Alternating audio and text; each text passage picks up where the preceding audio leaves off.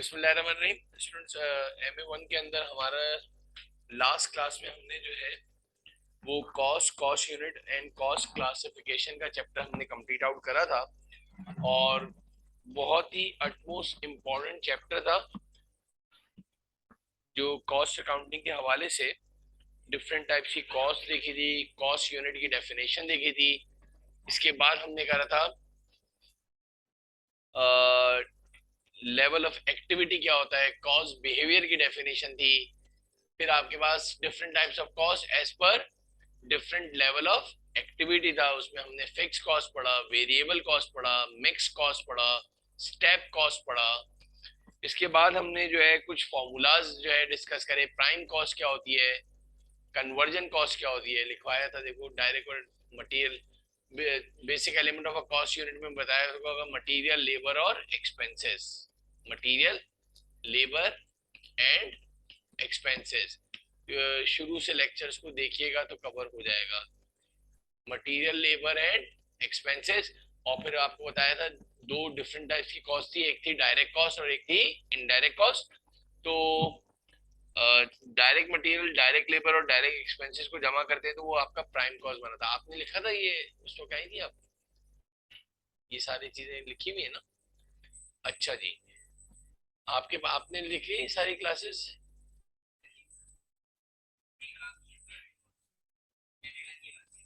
अच्छा, पहले MA1 को भी साथ साथ कर लो जरा तुम भी। ये तो आपका एग्जाम नहीं होगा MA1 जो है, मेरे ख्याल से। हाँ, लेकिन ये प्रॉब्लम देगा आपको ना, कॉस्टिंग। ये आपको बहुत ही अच्छी तरीके से फाइनेंशियल में थोड़ा सा एज मिल जाएगा, लेकिन कॉस्ट में बिल्कुल भी प्रॉब्लम देगा।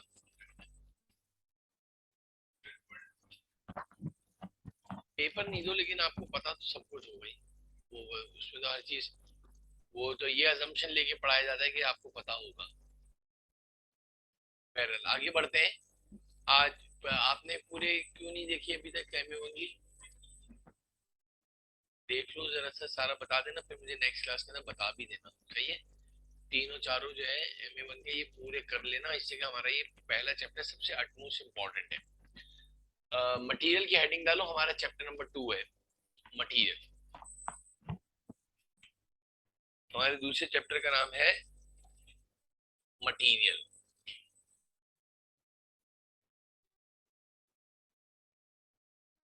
लिखो, the first basic element of a cost unit is material.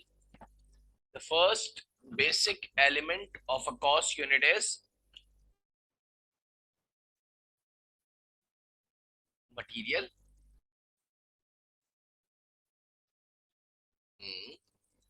The first basic element of a cost unit is material.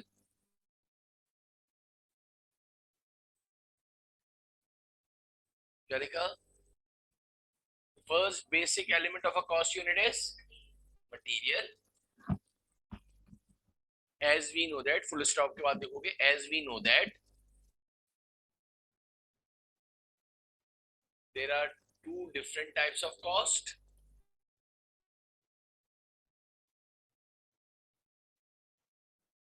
जैसा कि हमें मालूम है कि दो डिफरेंट टाइप्स की कॉस्ट होती है। As we know that there are two different types of direct cost and indirect cost. Similarly,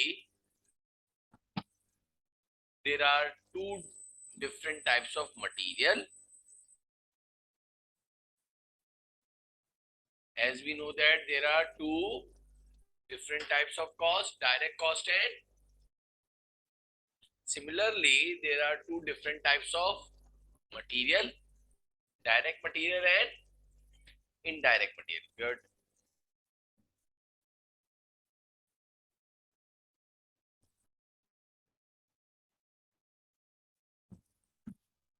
Direct material and indirect material.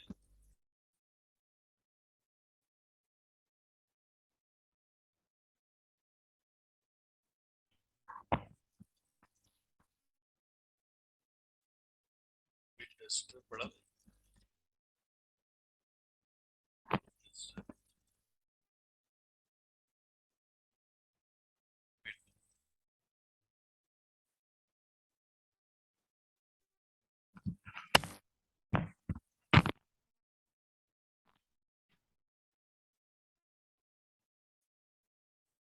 अब जरा सबसे पहले इधर देखिएगा,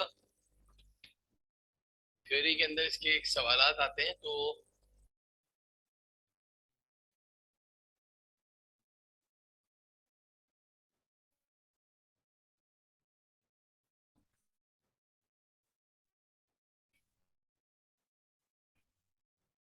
क्या लिखा है heading? How to purchase, how to purchase raw material. अभी कुछ भी नहीं लिखिएगा।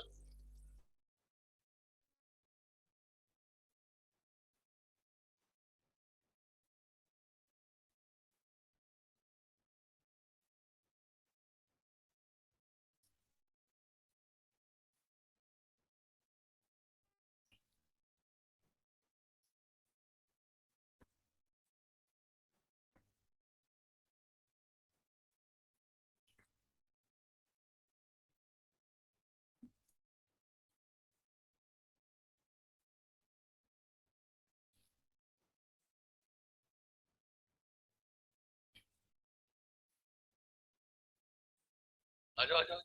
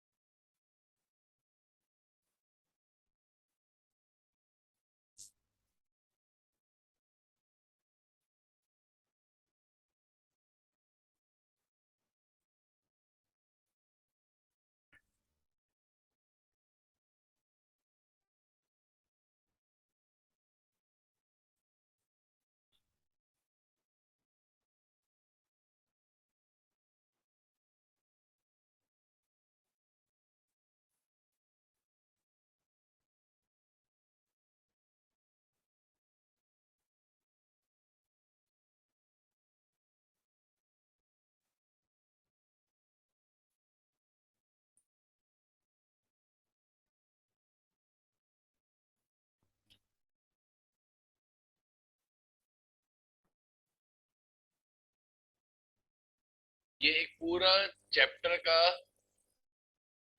सेंट्रल आइडिया, पूरी जो है समरी आपके सामने रख दूं। चैप्टर है हमारा नाम मटेरियल। और मटेरियल जो है, यानी कि हम जब कोई भी प्रोडक्ट बनाते हैं हम कॉस्ट अकाउंटिंग के अंदर, तो सबसे पहले मटेरियल की जरूरत होती है। यानी कि कोई भी चीज दुनिया में कोई बनाते हैं तो सबसे पहले किस चीज की जरूरत होगी? मटेरियल की। तो उस मटेरियल को किस तरह से खरीदा जाता है, क्या सीक्वेंस है, वो ये है। और ये बिल्कुल आपको याद करना पड़ेगा।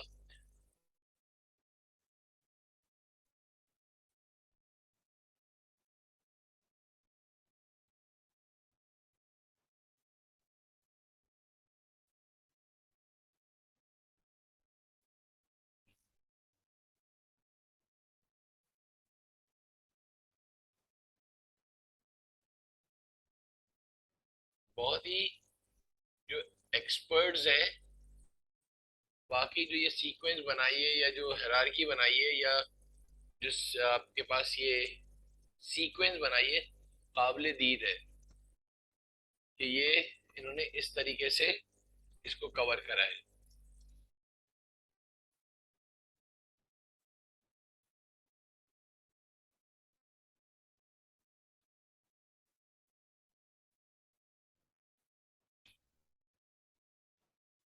मेरे ख्याल से दुनिया के तमाम मल्टीनेशनल कंपनीज में, दुनिया के हर मुल्क की जो भी कॉर्पोरेट क्लाइंट्स हैं, कॉर्पोरेट कंपनीज, उसमें ये हायरार्की चलती है जो इस तरह से है।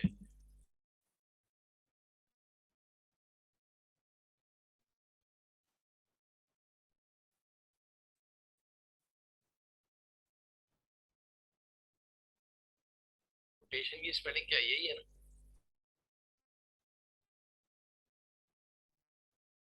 Q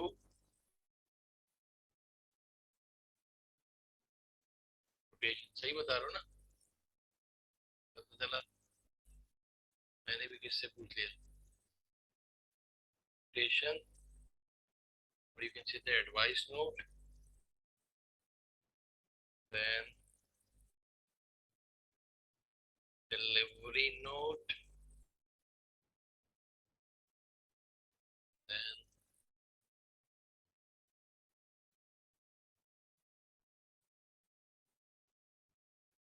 invoice। बना लो एक नए पेज में जाके जल्दी से, प्रॉपर साफ सुथरा। देख लो ये इसकी पूरी फुल लेंथ है, देख लो।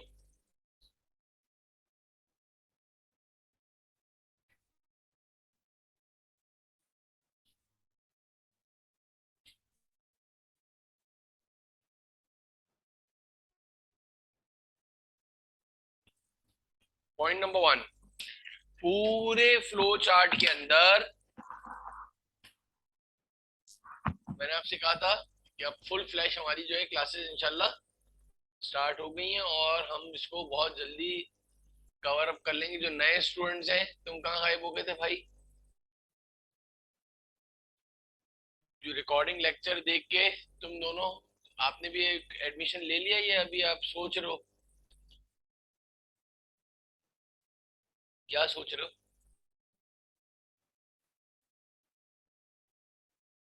इसमें कोई अटेम्प्ट ही नहीं होती है, एसीसी में हो? तो फिर मैं समझा नहीं हूँ तुम्हारी बात।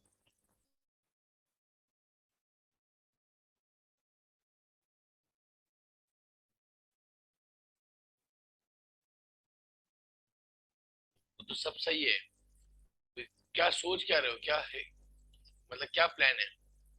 तो उस लिहाज से मैं तुम्हें गाइड कर दूं ना, शायद तुम्हें ना समझ में आ रहा हो, जो टाइम वेस्ट होता जा रहा है। तो ये एसीसी की तो क्लासेस स्टार्ट हुई, पहले क्या पढ़ा हुआ है? कॉमर्स। हाँ, तो FA1 और FA2 शायद तुम्हारा एग्जाम होगा। MA1 तुम्हें पेपर देना होगा बेटा। उसकी MA1 की क्लास है हमारी, मेरे ख्याल से एक चैप्टर हुआ है अभी कंप्लीट लास्ट क्लास में। उसकी रिकॉर्डिंग लेक्चर हमने जो है वो पोर्टल पे भी डाल दी है, शायद यूट्यूब पे भी डाल दी है। तो उसमें आप जो है डे फर्स्ट से क्लास देखते हुए आ जाओ। वो पूरा जो लिखवाया है वो तुम सारा कॉपी डाउन करके आ जाओ। चैप्टर 2 आज स्टार्ट हुआ है मेरा पूरा।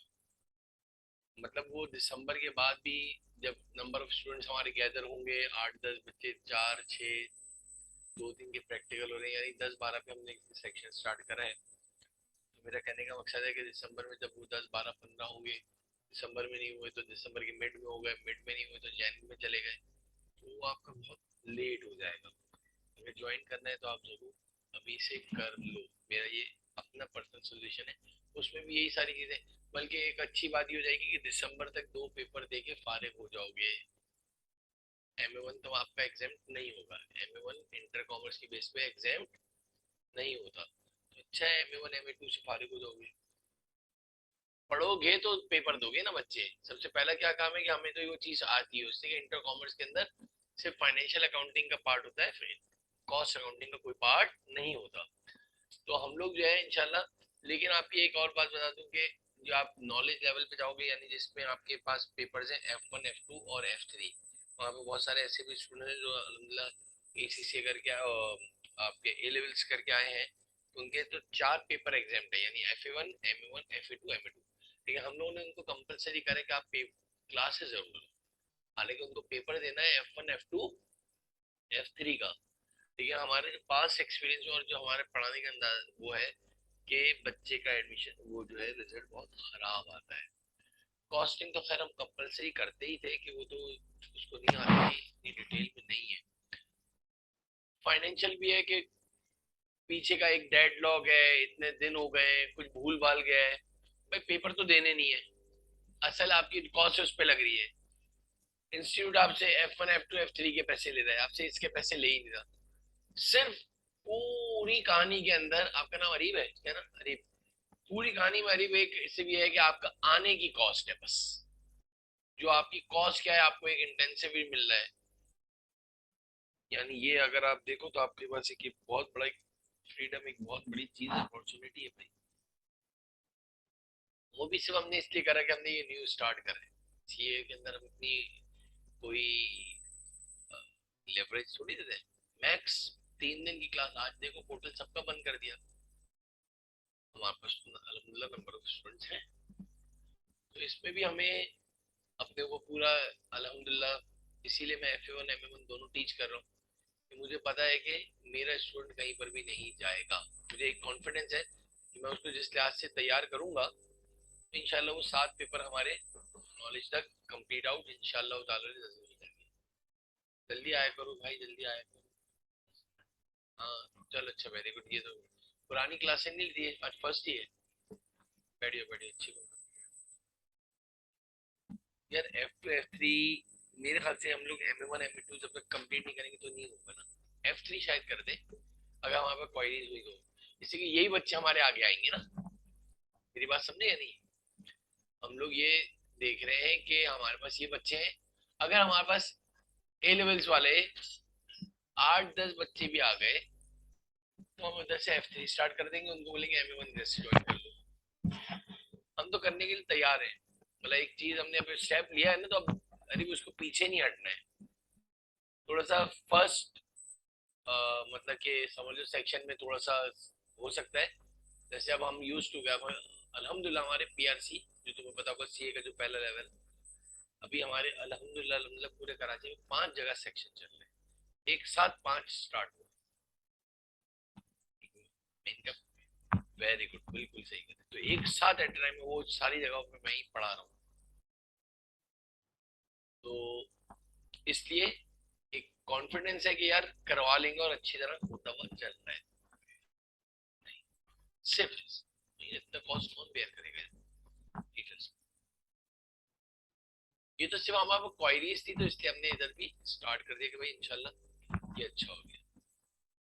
पहले आपका अच्छी तरह हो जाएगा। एक होता है कि आप बोलो यार आधा पढ़ा आधा नहीं, एक कंप्लीट कॉम्प्रिहेंसिव, वो तो इसलिए अरीब ज्यादा समझ में आएगा जब पूरा होगा ना, जब तुम बोलोगे यस सर ये हमने सारा कर लिया है। और ये नहीं बिल्कुल तेजी से चलो जी ये एक बनाया है, सारे स्टूडेंट जरा हाँ कॉपी कर लो जरा सा। इसमें जितनी जगहों पे भी DEPT लिखा हुआ है, आपका नाम क्या लास्ट में? फरजीन, तुम्हारा? जवाद, राफिद, ये तो पहले भी आता था। राफिद अब बिल्कुल एक्टिव हो जाओ, 3 दिन क्लास है। मोस्ट प्रोबेबली एक सैटरडे क्लास रखी है हमने। वो एक और लड़की आई थी आपके साथ मेरे साथ। नहीं नहीं, कोई और आई थी ना एक और क्लास। हाँ बल्कि वो पेरेंट्स के साथ जो आई थी। तो मोस्ट प्रोबेबली हमारी 3 क्लासेस है, यानी ये वीक में आपके पास तकरीबन तकरीबन 4.5-5 घंटे, 2 2 4 6, अगर 1.5 घंटे की तो अभी रखिए, 2 2 घंटे की कर देंगे तो 6 घंटे वीक के अंदर आराम से हमारा 2 महीने में कंप्लीट हो जाएगा। जो है दो, अभी FA1 MA1।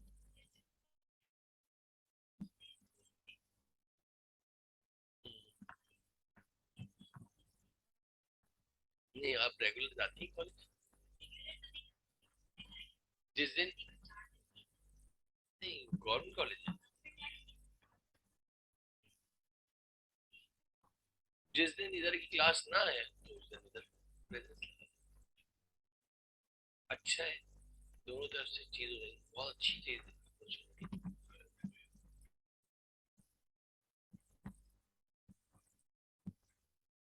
नहीं MA1 के साथ MA2 के साथ F2 साथ स्टार्ट हो जाता है।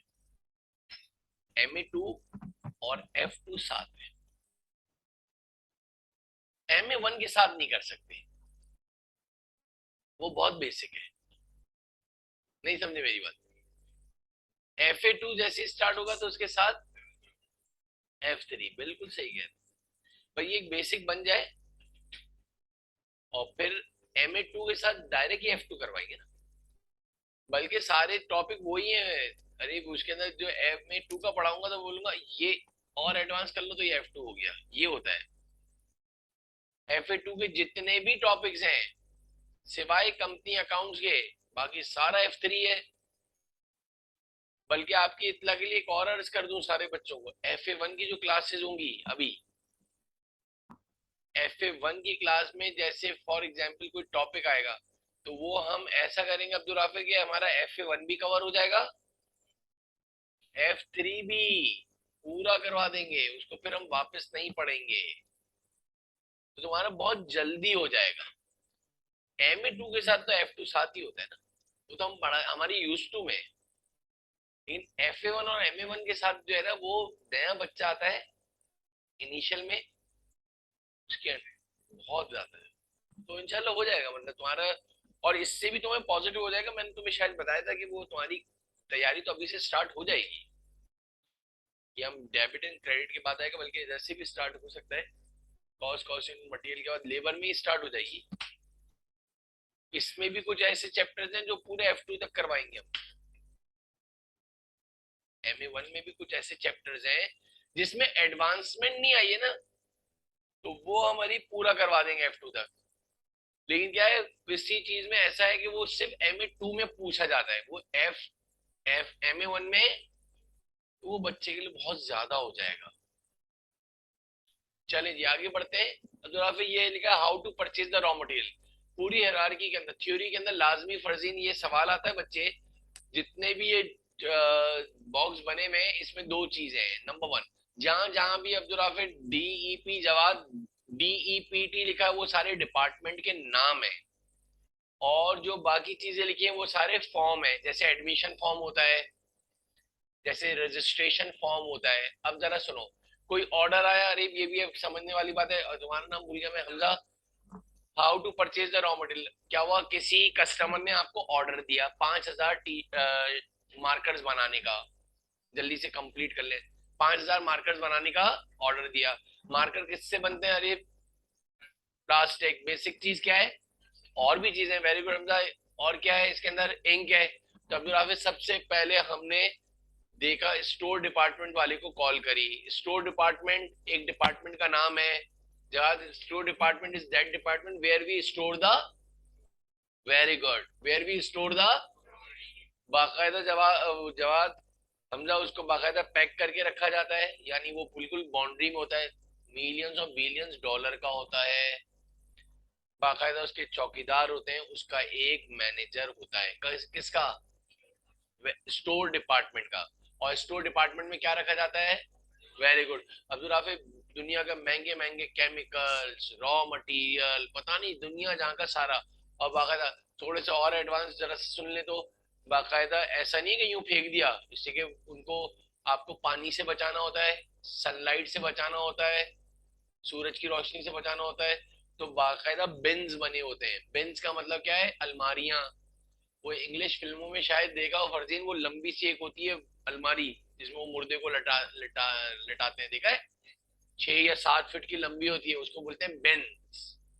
वो लोहे के बिन्स बने हुए होते हैं पूरे, अरे पूरे स्टोर डिपार्टमेंट, बहुत बड़ा डिपार्टमेंट, उसका बाकायदा एक मैनेजर होता है, और उसके अंडर में 4 6 8 10 जो है एम्प्लॉय दिए होते हैं, यानी लेबर। जब नया रॉ मटेरियल आता है जवाब, तो उसके अंदर सेट किया जाता है फर्जीन। तो सबसे पहले क्या है, स्टोर डिपार्टमेंट को कॉल करते हैं, क्या करने के लिए, अंदर के आया रॉ मटेरियल अवेलेबल है भी या नहीं है, यानी प्लास्टिक 5000 मार्कर बनाने के लिए हमें क्या जरूरत पड़ेगी, तो आया मिसाल ले लो अपनी तरफ से, अपनी तरफ 50,000 kg की जरूरत है, 50,000 रॉ मटेरियल kg की। तो हमने ये फोन करके पूछा बच्चे के स्टोर में अवेलेबल है भी या, अब जवाब क्या होगा, स्टोर डिपार्टमेंट फॉर एग्जाम्पल, समझा स्टोर डिपार्टमेंट में प्लास्टिक नहीं है अब्दुल राफे, तो स्टोर डिपार्टमेंट का मैनेजर, स्टोर डिपार्टमेंट का जो उसका हेड है फर्जीन, एक वो बनाएगा परचेज रिक्विजिशन फॉर्म। क्या बनाएगा, ये एक फॉर्म है, उसमें रिक्विजिशन निकला है रिक्वेस्ट से, वो रिक्वेस्ट लिख के भेजता है कि रॉ मटेरियल चाहिए, रॉ मटेरियल चाहिए। फिर लिखा होता है, आजा आजा जल्दी जल्दी, लेट क्यों हो गई भाई, आ जाए। सेकंड रॉ मटेरियल हम जो है हम परचेज करें, हमारा सेकंड चैप्टर MA1 के अंदर स्टार्ट हुआ है, यानी कि जो basic element of cost unit हमने पढ़ा था, याद है, लेक्चर्स देखे थे आपने, उसमें सबसे पहला था मटेरियल, तो उस मटेरियल का भी स्टार्ट हुआ how to purchase the raw material. जल्दी सुनो। तो उसमें हमने देखा स्टोर डिपार्टमेंट जो है, हमने उससे चेक करा कि आया हमारे पास रॉ मटेरियल अवेलेबल है या नहीं है। तो उसने फौरन जो है एक रिक्वेस्ट फॉर्म लिखा कि भाई हमें क्या चाहिए फरजीन, यानी उल्टा ये ना हो कि हमने जो रॉ मटेरियल पड़ा हुआ है उसी को ऑर्डर दे दिया। भाई ये तो समझदारी वाले, यानी इंक पड़ी हुई है वही इंक वापस से 500 जो है पैकेट और मंगवा लिए, माशाल्लाह प्लास्टिक नहीं मंगवाया। जो चीज नहीं है उसकी रिक्वेस्ट भेजोगे ना। टिप नहीं थी तो इसको रिक्वेस्ट में क्या लिखना चाहिए था जवाब, टिप लिखना चाहिए था, रॉ मटेरियल लिखना चाहिए था। एक और बात इधर से पता चली, store department manager only give the request और prepare a purchase requisition form. क्या बनाता है, परचेज रिक्विजिशन, यानी वो रिक्वेस्ट देता है। अब मुझे बताओ, गौर से सुनना, परचेज रिक्विजिशन की कितनी कॉपियां करवाई जाती हैं, 2 कॉपीज। यानी जो बनता है रिक्वेस्ट, एक अपने पास रखता है अब्दुल राफे और एक नीचे किसको देता है, परचेज डिपार्टमेंट को। किसको देता है, परचेज डिपार्टमेंट का एक है बच्चों मैनेजर, परचेज डिपार्टमेंट का एक कौन है, मैनेजर। परचेज डिपार्टमेंट का मैनेजर उसकी रिक्वेस्ट को देखता है कि क्या क्या चीज चाहिए। इधर से फर्जीन एक और बात पता चली, और से सुनना बच्चे, लाजमी सवाल थ्योरी में आता है। Purchase department manager have right, purchase department manager have right to order the purchases. Store department manager have no rights to order the, यानी ये अपनी तरफ से ऑर्डर नहीं कर सकता, इसके ऑर्डर पे माल नहीं आएगा। नहीं आई बात समझ में, क्या बोला, अरे क्या हो गया, सो गया क्या। स्टोर डिपार्टमेंट वाला से, स्टोर डिपार्टमेंट का जो मैनेजर है वो सिर्फ और सिर्फ क्या भेजेगा बेटा, रिक्वेस्ट भेजेगा। किसको रिक्वेस्ट भेजेगा, वेरी गुड। तो ये आपके पास एक 110% सवाल आता है कि who prepare the purchase requisition form. Very good, तो स्टोर डिपार्टमेंट को टिक करके आओगे। वापस सुनो, who purchase the purchase requisition form, request कौन दे सकता है, स्टोर डिपार्टमेंट का मैनेजर। किसको कन्वे करता है वो request, who order the purchases, किसके पास पावर्स हैं, परचेज डिपार्टमेंट के मैनेजर के पास। समझ आया, याद रहेगा, किसके पास राइट्स है, परचेज डिपार्टमेंट के मैनेजर के पास। अब परचेज डिपार्टमेंट का मैनेजर है, उसकी बाकायदा पूरी टीम है, गौर से सुनना। अब वो क्या करेंगे, समझो हमारी नई कंपनी है, वेरी फर्स्ट टाइम हमारा ऑर्डर आया, समझा। तो हम सबसे पहले क्या करवाएंगे, हम अपनी टीम को बाहर निकालेंगे, identify the supplier, identify the, यानी वो रॉ मटेरियल कहां से मिलेगा, वो प्लास्टिक कौन, उस प्लास्टिक में कौन अब्दुल राफे डील करता है, होलसेलर कौन है, उसका डिस्ट्रीब्यूटर कौन है, कौन सबसे चीप प्राइस में हमें दे रहा है। भाई हम भी कोई घर की चीज लेते हैं और बल्क क्वांटिटी में लेते हैं अब्दुल राफे, हम भी 4-8 जगह से रेट पूछते हैं या नहीं पूछते। तो हम एक छोटी सी घर की चीज के लिए जब 4 जगह से रेट लेते हैं, तो ये तो मिलियंस और बिलियंस रुपीस का काम है। तो हम देखेंगे कराची में सबसे ज्यादा इसका सोल डिस्ट्रीब्यूटर कौन है, यानी हम उस दर तक पहुंचने की फर्जीन कोशिश करेंगे। क्यों, ताकि हमें सस्ते से सस्ता मिले यार।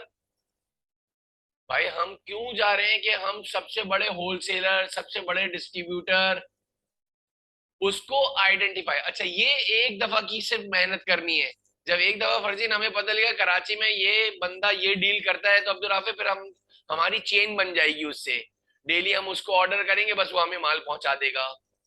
नहीं यही बात समझ में मेरी। जब वेरी फर्स्ट टाइम हमने कंपनी इंट्रोड्यूस करी है, वेरी फर्स्ट टाइम हमने फैक्ट्री बनाई है, तो हमें थोड़ा सा टास्क ज्यादा करने पड़ेंगे। नंबर वन, यानी कि पहले हमें देखना पड़ेगा हमारा रॉ मटेरियल कराची में किसके पास अवेलेबल है। फॉर एग्जाम्पल हम एक बंदे के पास गए, तो पता लगा वो सोल्ड, बहुत ही छोटा डिस्ट्रीब्यूटर है, हमने उससे ऑर्डर कर 25,000 केजी हमें रॉ मटेरियल चाहिए, 25,000 केजी हमें प्लास्टिक चाहिए। बोला सर सॉरी मेरे पास तो इतना अवेलेबल ही नहीं है। मतलब वो बोला है, तो मैंने, हमने कहा कितना है, बोला 3,000 केजी है मेरे पास तो मैक्सिमम। हम बोले अबे भाई 25,000 केजी चाहिए, तू बोल रहा 3,000 केजी है हमारे पास। हम बोलेंगे बेकार है, हम कितने लोगों से जमा करें, इससे तीन, इससे तीन, इससे तीन। नहीं भाई, मजेदार नहीं है, मतलब छोटा काम है। फिर उसी से पूछ लिया कि यार ये 25,000 केजी चाहिए हमें, हमें तो 50,000 केजी चाहिए। उसने कहा भाई फला बंदे के पास चले जाओ, फला कंपनी के पास चले जाओ, अब आपको मेहनत करके हमारी परचेज डिपार्टमेंट की टीम उधर जाएगी, फिर उससे मीटिंग अरेंज होगी। उससे हमने बोला 25,000 केजी चाहिए, बोल रहा है 25 लाख केजी दे दूंगा, चाहिए? बोला वही, ये तो हमारे भी अब्बू निकले। हम मांग रहे कितने थे, 25,000 केजी। बोला आपको मैं अभी है राइट नाउ 2.5 लाख जो है केजी दे सकता हूँ, चाहिए आपको? हमने कहा नहीं नहीं भाई इतना नहीं चाहिए। हमने कहा हाँ भाई हम सही जगह पे आए। तो फिर उसने जब बातों से बातें निकली, बातों से बातें निकली, तो पता चला बोल रहा है मैं ही सोल डिस्ट्रीब्यूटर हूँ पूरे कराची में, मुझसे ही सब लेके जाते हैं। हमने कहा सही है यार, अब हमें वापस से सेकंड टाइम इतनी मेहनत। सिंपल सी बात ये मैं आपसे अर्ज कर रहा हूं। तो ये क्या हुआ, आइडेंटिफाई सप्लायर हो गया। अब हमने परचेज डिपार्टमेंट के मैनेजर ने अब्दुल राफे क्या बनाया, परचेज ऑर्डर। क्या बनाया? अब मुझे बताओ परचेज ऑर्डर किसको देख के बनाया होगा? वेरी नाइस बेटा, एक्सेलेंट। किसको देख के बनाया होगा? परचेज।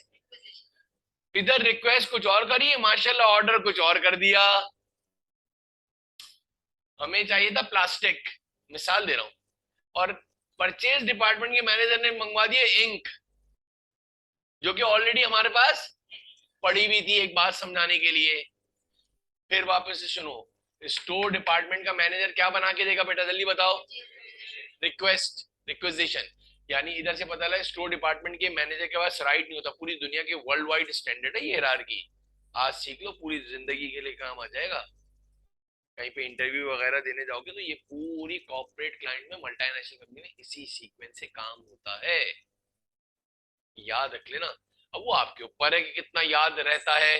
वो आपसे इसी में से सवाल पूछेगा, वो बोलेगा who prepare the purchase order. क्या बोला मैंने? हु प्रिपेयर द, कौन ऑर्डर, परचेज ऑर्डर कौन बनाता है? और फिर बोलेगा हु ऑर्डर द परचेज, तो परचेज डिपार्टमेंट ऑर्डर करता है। Who request for the purchases? Store department. अब ये एक अलग बात है, फिलॉसफी है कि इसको सर क्यों नहीं ऑर्डर दिए हुए, ये सिर्फ रिक्वेस्ट ही करेगा पूरी जिंदगी, लेकिन ये कितने बनाएगा? ये बनाता है 2 कॉपियां। इसके पीछे अरे बहुत बड़ी साइंस है, थोड़ा सो मत और जरा एक्टिवली इधर दिमाग में जाने दो मैं क्या कहना चाह रहा हूँ, ये साइंस है पूरी। अच्छा रिक्वेस्ट देखी तो फिर परचेज डिपार्टमेंट के पास आई, परचेज डिपार्टमेंट बोला अच्छा अच्छा इनको ये सब चीजें चाहिए, तो उसने आइडेंटिफाई कर दिया सप्लायर। उसने उस रिक्वेस्ट को देख के क्या बनाया जवाब? परचेज। हमजा परचेज ऑर्डर की करवाई जाती है 5 कॉपियां। परचेज ऑर्डर की कितनी कॉपियां करवाई जाती हैं राफे? 5 कॉपीज बनाई जाती हैं। नंबर 1, एक भेजी जाती है सप्लायर को जो हम ढूंढ कर आए कि अच्छा ये बंदे से हम लेंगे। दूसरा, हमारी कंपनी में एक और डिपार्टमेंट है, उसका नाम क्या है? Goods receive department. पहले सुन लो, दूसरी कॉपी किसको जाएगी? यानी कि प्रिंट आउट से 5 कॉपियां निकालेंगे। तीसरी किसको जाएगी? ये कौन है? जिसने रिक्वेस्ट दी थी कि देखो भाई हमने ऑर्डर दे दिया है, समझ रहे हो या नहीं? चौथी किसको जाएगी? पांचवी अपने रिकॉर्ड के लिए। Very good. नहीं आई बात समझ में? थोड़ा है, मशीन को तेज चलाओ मेरा बेटा। अरे जंग लग गया, अल्लाह माफ करे। थोड़ी थोड़ी देर बाद सुन हो जाती, जरा एक्टिवली सुनो। परचेज ऑर्डर की कितनी कॉपियां करवाई जाएंगी? 5। एक किसको भेजा? सप्लायर को। सप्लायर वो जो हम ढूंढ के नहीं लाए कि जो बंदा काम करे, इतना इतना तो नहीं बुलवाओ, बहुत ज्यादा बोलना पड़ रहा है एक चीज को। एक किसको भेजा गया? ये अभी बताता हूँ कौन सा, ये एक और डिपार्टमेंट है हमारे ही कंपनी में। एक किसको भेजा? और एक अपने रिकॉर्ड के लिए। डन, आगे बढ़े। सप्लायर ने देखा कि भाई इसको ये चीजें चाहिए जो जो हमारी रिक्वेस्ट थी। उसने, सप्लायर ने, जिससे हम गुड्स खरीदते हैं, सप्लायर ने हमें भेजा एडवाइस नोट। क्या भेजा? इसमें भेजा कोटेशन, जिसका दूसरा नाम क्या है? उसमें अब्दुल राफे क्या है? उसमें लिखा हुआ होगा कितने रेट से आपको रॉ मटेरियल मिलेगा, कितना डिस्काउंट है, मोड ऑफ पेमेंट क्या होगा, कितने दिन में डिलीवरी होगी, ट्रांसपोर्टेशन कौन कौन बेयर करेगा, इतने दिन में पैसे दोगे तो इतना डिस्काउंट, इतने दिन में दोगे तो इतना डिस्काउंट, क्रेडिट पे ये फैसिलिटी है, कैश पे ये फैसिलिटी है। Each and everything should be describe by the supplier in the advice note. ये एडवाइस नोट कौन बना के भेजता है, यानी इन शॉर्ट, वो शायद तुमने देखा हो अब्दुल राफे, हम लोग वो कंप्यूटर बनाने जाते थे तो कंप्यूटर वाला बोलता है कितने रैम चाहिए, कितनी डीवीडी चाहिए, याद आ रहा है थोड़ा बहुत, कितना प्रोसेसर चाहिए, वो मैं डेस्कटॉप की बात कर रहा हूँ, तो फिर वो हमें सबके पैसे जोड़ के बताता है आपका इतने का सिस्टम बनेगा। कभी ऐसा आइडिया हुआ है? नहीं, किसी को पता होगा, वो कोटेशन दे रहा होता है, फिर हम उससे डिस्काउंट करवाते हैं, बातें करते हैं ये, तो बिल्कुल यही जो है कोटेशन सप्लायर ने लिख के भेजी है। अब मेरा सवाल ये है, ये जो कोटेशन आई है मेरे बच्चे, क्या ये कोटेशन को कौन रीड आउट करेगा, परचेज डिपार्टमेंट। उसने सब देख लिया, ओके कर दिया, चलो भाई ओके हो गया अल्हम्दुलिल्लाह, गुड्स आ गए, यानी रॉ मटेरियल आ गया। कौन लेकर आए, यूजुअली 99% जो है उधार पे ही आता है। किस पे आता है, गुड्स हम उधार पे लेते हैं, रॉ मटेरियल हमने कैश पे लेते, तो एक अलग बात है।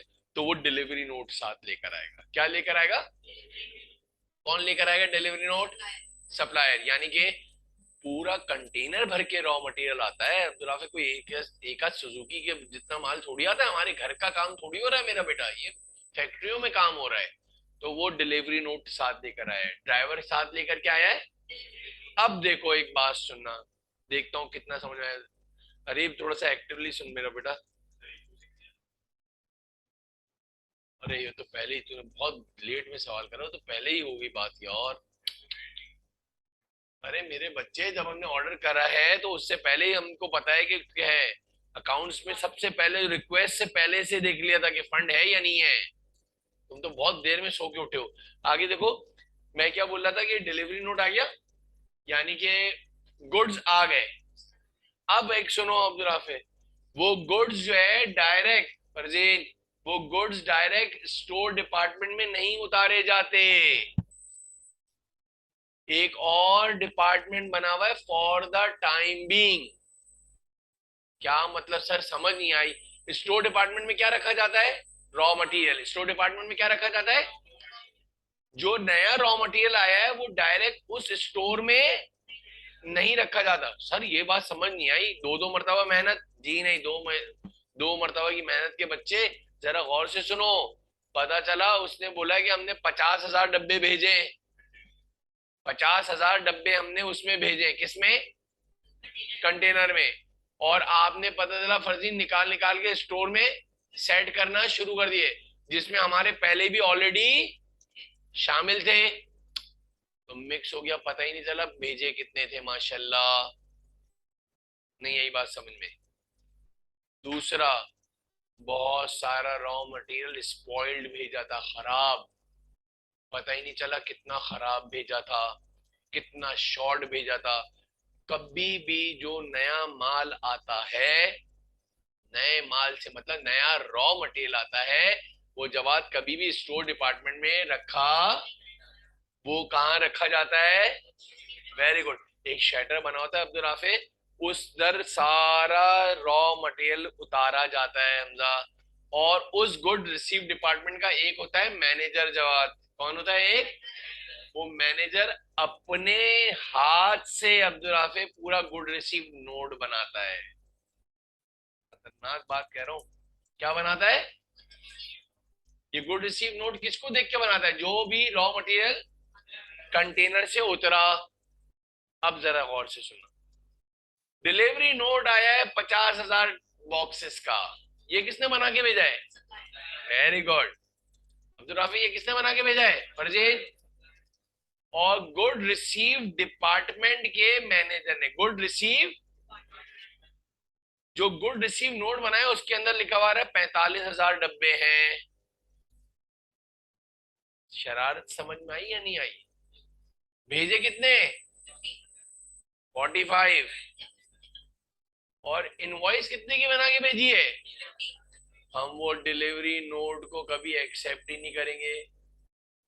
हम बोलेंगे बेटा रुक जाओ, बैठो इधर। यानी उसके ड्राइवर को हम जब तक नहीं जाने देंगे जब तक ये पूरा का पूरा कंटेनर उतर ना जाए। नहीं यही बात समझ में? एक पता चला बॉक्स 5,000 का था, माशाल्लाह 500 बॉक्सेस की चमाट मार के जा रहा था वो। ये काम है। और अगर हम डायरेक्ट निकाल निकाल के अपने स्टोर डिपार्टमेंट में रख देते हमजा, तो हमें कैसे पता चलता कि 5,000 डब्बे आए हैं या 4,500 डब्बे आए हैं? मैं बोल रहा ना, ये पूरा वर्ल्ड वाइड स्टैंडर्ड, इसमें से 1 इंच भी आगे पीछे नहीं हो सकता। इस गुड रिसीव्ड नोट की करवाई जाती है 4 कॉपियां। अब एक पॉजिटिव वे में समझ लो, डिलीवरी नोट जो बना हुआ है, क्या बना हुआ है? और गुड रिसीव नोट हमारा रिकंसाइल्ड हो गया। इधर लिखा हुआ है 500 बॉक्सेस, तो इधर भी 500 बॉक्सेस। इधर लिखा हुआ है 2,000 बॉक्सेस, तो इधर भी क्या लिखा हुआ है? सिर्फ रॉ मटेरियल थोड़ी आता है, 50 किस्म का रॉ मटेरियल आता है। ये सारा रिकंसाइल हो गया, तो सब ओके है मतलब। और अगर गुड रिसीव नोट में कुछ और लिखा हुआ है, और फिर समझ में आ रही बात, और डिलीवरी नोट में, तो हम कभी भी डिलीवरी नोट एक्सेप्ट नहीं करेंगे। अब सुनो, गुड रिसीव नोट, ये भी एक नोट होता है हमारे लेटर पैड पे बना होता है कि हमने कितने गुड रिसीव करे। तुम तो अपनी बड़ी बड़ी बातें मार रहे हो कि हमने ये भेजा ये भेजा ये भेजा है, और जब हमने निकाला है तो ये इतना नहीं निकला है। अभी मैं तुम्हें एक रिसेंट वाकया बताऊं। लिक्विड वाला केमिकल आया था प्रैक्टिकल अप्रोच में, कंटेनर से आया, उसने बोला 50,000 पाउचेस हैं। कितने? 50,000 पैकेट्स हैं। उसने खोला, जब कंटेनर में आगे तक गए फरदीन, तो 50,000 में से 50,000 पाउचेस बोले तो 5,000 पाउचेस लीक हो गए थे अंदर ही। 5,000 पाउचेस। सर ये कैसे हो गए? बेटा बाहर से आए थे, तो कार्गो के जरिए आते हैं, शिप हिलता जुलता है। फिर माशाल्लाह हमारे रोड भी कितने वीआईपी हैं, हिलजुल हिलजुल। जब हमारी डेस्टिनेशन तक पहुंचे, तो 50,000 में से 5,000 पाउचेस बिल्कुल लीक हो गए, अंदर सारा लिक्विड गिरा हुआ था, केमिकल। अब मेरा एक सवाल, पॉइंट नंबर 1, हमने अगर ये 5,000 जो पाउचेस या 500 पाउचेस जो लीक निकले, और एक पाउच 5,000 रुपए का था, तो ये 2.5-3 लाख और जो है 5 लाख की चमाट कौन बर्दाश्त करेगा? क्यों? उसने बोला था। ये एक अच्छा सवाल करा कि सर ये लॉस बर्दाश्त कौन करेगा? ये आपके कॉन्ट्रैक्ट में लिखा होगा कि जो स्पॉइल्ड गुड्स हैं वो कौन बर्दाश्त करेगा। लेकिन 99% ये होता है, इसके भी बता दूं, इसलिए कि ड्राइवर जो है वो ही करके भेजता है ना। नहीं यही समझ में, ड्राइवर एडवाइस नोट में जो लिखा होता है कि डिलीवरी हम करवा के देंगे, आप पैसे दे दें, तो फिर जिम्मेदारी भी उसी की होगी सारी। नहीं यही बात समझे? शीशा लगाने के लिए घर पे कोई आता है, ग्लास लगाने के लिए आता है, और वो ग्लास लगाते लगाते उससे ग्लास टूट जाए, मेरे ख्याल से उसकी जिम्मेदारी है। वरना तो हम भी ग्लास लगा सकते थे, लेकिन हम क्यों नहीं लगा रहे थे कि कहीं हैमर लगाते हुए शायद हमसे टूट ना जाए। ग्लास वाला कितने प्यार से बोलता है, ये ग्लास कितने का बनेगा? बोलता है 2,000 रुपए का ग्लास है। बोला ले जाओ। हमने कहा यार लगवा दो। भाई 3,000 रुपए लगेंगे। हम बोले यार एकदम तुमने 1,000-2,000 रुपए बढ़ा दिए। बोला भाई टूटेगा, एक दफा टूटे, 2 मरतबा टूटे, सारी मेरी जिम्मेदारी है। तो ये याद रख लो, गुड रिसीव नोट की करवाई जाती है 4 कॉपियां। गुड रिसीव नोट की क्या करवाई जाती है? एक इसके पास गई, एक इसके पास गई, एक इसके पास गई, और एक अपने रिकॉर्ड के लिए। समझ आ गई बात? और फिर 2 महीने बाद क्या आई? इनवॉइस आई। इनवॉइस का मतलब है पेमेंट। क्या है? तो इसका किसी से ताल्लुक नहीं, इसका किसके पास है? अब एक लास्ट बात बताना, अकाउंट्स डिपार्टमेंट के पास सबसे पहले कौन सी किसकी कॉपी गई थी? वेरी गुड बेटा। थोड़ा सा एक पॉजिटिव सेंस में ले लेते हैं। 5,000 यूनिट्स के आपने परचेज ऑर्डर बनाया था, पीओ। आपने कितने का बनाया था? तो तुम बोल रहे थे ना इसके ऊपर, तुम्हारा जो सवाल था, अब ये सवाल बेहतर है। डिलीवरी नोट भी कितने का आया जो आया? अभी पॉजिटिव वे में समझना, हम कोई चोरी चकारी की बात नहीं सुन रहे। 5,000 यूनिट्स ही आए हैं। कितने आए? डिलीवरी नोट में भी कितने लिखे हुए? और जब गुड रिसीव करे तो वो भी। कुछ बात समझ में आ रही है नहीं? और इसके बाद जब इनवॉइस आई है वो भी, ये सारे जब टैली हो जाते हैं तो अरे फिर अकाउंट डिपार्टमेंट पेमेंट करता है वरना नहीं करता। खतरनाक बात ये है, कैसा चेक एंड बैलेंस है ये सोचो। और ये हर एक मर्तबा रॉ मटेरियल खरीदते हुए पूरी साइकिल चलती है, चाहे 1 रुपए का रॉ मटेरियल है या 1 करोड़ का रॉ मटेरियल है। पहले रिक्वेस्ट बनेगी, क्या बनेगी, रिक्वेस्ट कहाँ आएगी। ये तो नया सवाल था, यानी नई कंपनी है तो क्या लिख दिया आगे, आइडेंटिफाई, यानी कोई बड़े से बड़ा देखो कि कौन सबसे अच्छा बंदा है जो हमें सबसे चीप रेट में दे रहा है। हमने ढूंढ लिया, फिर हम उसको क्या भेजेंगे, परचेज डिपार्टमेंट वाला क्या भेजेगा, वेरी गुड। वो किसको देख के बनाएंगे, परचेज रिक्विजिशन को देख के क्या बनाएंगे, परचेज ऑर्डर बनाएंगे। उस परचेज ऑर्डर की कितनी कॉपी करवाई जाएगी, 5। वो 5 कॉपीज में से एक भेजी जाएगी सप्लायर को, एक भेजी जाएगी गुड रिसीव डिपार्टमेंट को, एक भेजी जाएगी स्टोर को, और एक भेजी जाएगी। अच्छा एक और मजे की बात, स्टोर डिपार्टमेंट वाले के पास भी अगर देखा जाए तो एक परचेज ऑर्डर की कॉपी गई, एक गई गुड रिसीव नोट की भी। इस गुड रिसीव नोट की भी एक कॉपी जाती है, हाँ बेटा, इसको समझ में आ जाता है इतना गुड रिसीव हुआ है।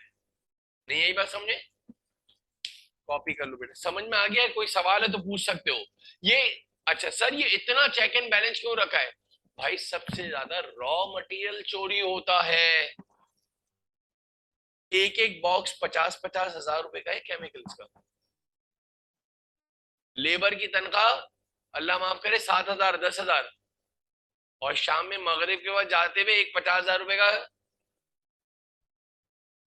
ले गया कार्टन, और बाहर जाके 50,000 वाली चीज 25,000 में बेच दी, बहुत है उसके लिए। अदर इनकम माशाल्लाह, वैसे तो कमाई कितनी थी उसकी, सैलरी कितनी है, 7,000 10,000, और कहीं से स्टोर डिपार्टमेंट का कोई जगह ऐसा था खांचा जहां पे सही, स्टोर डिपार्टमेंट को बहुत टाइट सिक्योरिटी में रखा जाता है, तुम्हारी सोच है, चारों तरफ कैमरे लगे हुए होते हैं, उसके बाकायदा एक मैनेजर होता है, उसकी एक डेजिग्नेटेड जो है एक बंदा रखा जाता है। करोड़ों रुपए का माल आया था, कोई एक आध किलो थोड़ी आया वो होता है। अभी एक बंदा बता रहा था मुझे, आपकी समझ में आए, सबके पास बाइक्स तो होंगी, बाइक्स है ना, बाइक में चलाते हो ना, बाइक में एक देखा होगा साइड स्टैंड लगता है जब हम बाइक को खड़ी करते हैं, और देखा होगा बाइक के अंदर जो है वो इंडिकेटर होते हैं। अब क्या हो रहा है, लेबर ने क्या करा, मैं सिर्फ तुम्हें बता रहा हूँ प्रैक्टिकल अप्रोच की, मेरे स्टूडेंट की फैक्ट्री है तो इसने मुझे बताया, क्या कर रहे हैं अब्दुल राफे, वो इंडिकेटर लगा रहे हैं नई गाड़ी में ना, इंडिकेटर लगा रहे हैं। अब वो रॉ मटेरियल आया है, मतलब प्लास्टिक इंडिकेटर नए आए, एक लगाते लगाते एक इंडिकेटर को यूं करके उछाला, नए इंडिकेटर को, और उसको फैक्ट्री के बाहर फेंका। यानी दीवार है ना, इधर प्रोडक्शन लाइन चल रही है, यानी एक इंडिकेटर को उठाया, एक लगाया, एक बाहर फेंका, फिर एक साइड स्टैंड लगाया, एक साइड स्टैंड बाहर फेंका। पता चला माशाल्लाह घर से एक छोटा बच्चा लेकर आया था अपने घर का, वो पीछे खड़ा हुआ था, वो सारी चीजें माशाल्लाह जमा कर रहा था। चलो इंडिकेटर की तो कोई हैसियत नहीं है, 200 रुपए का है, कार्बेटर एक लगा रहे तो एक कार्बेटर बाहर फेंक दिया माशाल्लाह। फिर उसने लगाए 28 लाख रुपए के कैमरे एक ही दिन में, कितने, बोला यार ये शॉर्टेज कैसे होते जा रही है चीजें। पता चला सारी लेबर ये काम कर रही थी, एक लग रहा है, चार बाहर फेंक रहे हैं। अब मेरा एक सवाल, चोरी जब भी होती है ना इन सब जगहों पे तो ये सारे मिल बांट के करते हैं, सिक्योरिटी वाले को नहीं दिख रहा कि वो बार बार फेंक रहे हैं, उनके साथ इन्वॉल्व थे। और बोलते हैं प्रोडक्शन लाइन में तो इतनी चोरी चकारी है, you can minimise it, you can't eliminate it, खत्म नहीं कर सकते, मिनिमाइज कर सकते हो। तो इसलिए इतना चेक एंड बैलेंस रखा हुआ है। एक लड़का बोलता सर एक टेप लेनी है उसके लिए भी इतना बड़ा काम करना होगा, जी हाँ, एक टेप लेनी है इसके लिए भी इतनी बड़ी हलाकी चलानी पड़ेगी। क्लियर हो रही है बात या नहीं, पक्का है, लिख लो जरा, शाबाश।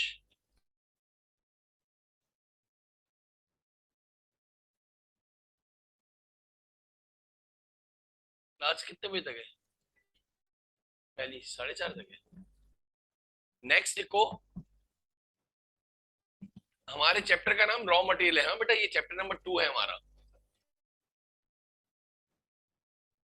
नेक्स्ट क्लास में इंशाल्लाह ताला अजीज आपको मैं MA1 और FA1 के दोनों हैंड आउट दे दूंगा, जो मेरी बुक से पढ़ाना है। और मैंने आपको बुक्स के नाम शायद लिखवा दिए थे। जो मेरे बुकलेट है, मैंने बताया था शायद क्या एक हैंड आउट में अपना दूंगा बुक। किट आप जो है घर पे करते रहिएगा। BPE किट का एक नेक्स्ट हेडिंग डालना, bin card. Bin card. Free stock equals to stock on hand plus inventory ordered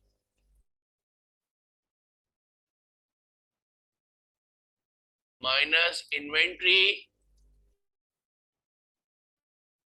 that has been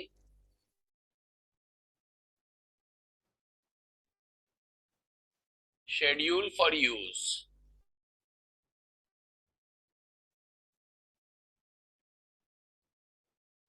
formula है बिन कार्ड का, free stock equals to stock on hand plus inventory ordered minus inventory that has been schedule for use. लिख लो, फिर बताते हैं, इस पे सवाल करेंगे।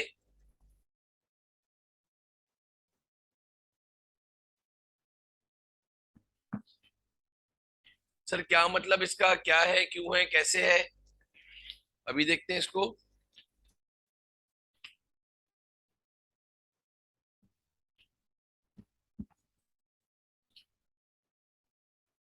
जो अभी आपको थोड़ी देर पहले मैंने बताया था कि स्टोर डिपार्टमेंट जो है क्या है, उसमें एक जो है बच्चे क्या रखा जाता है, बिन रखा जाता है। क्या रखा जाता है? उस बिन पे एक कार्ड जो है वो बच्चों लगाया जाता है। एक बिन के ऊपर क्या लगाया जाता है? कार्ड।